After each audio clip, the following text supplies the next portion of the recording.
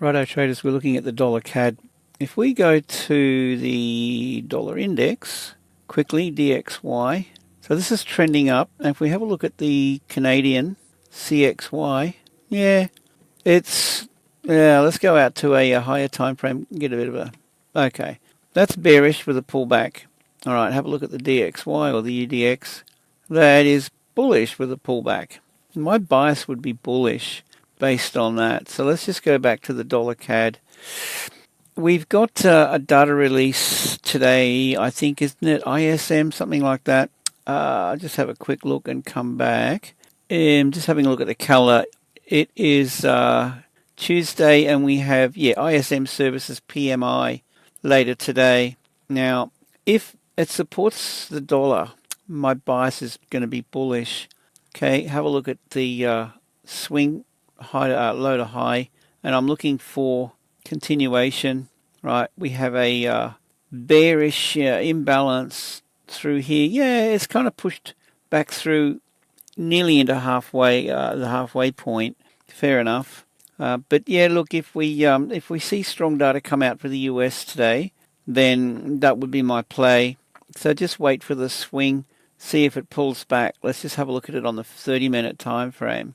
All right, so it's starting to trend up on the 30-minute. We get low, high, pullback, low, high, pullback, something like that.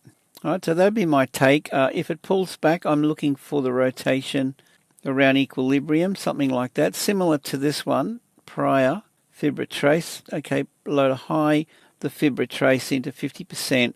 All right, so I'm just looking for pretty much the same thing. If we grab the fib from here, all right, I'd like to see that.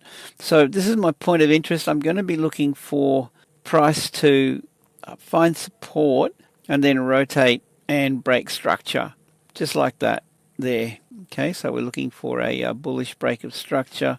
Let's just clear something here. Hang on a sec. Just grab that. Okay, exactly like that. So if it pulls back, let's just kind of do that.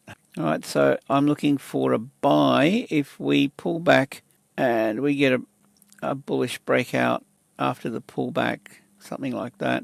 Guys, I would be delighted if you commented.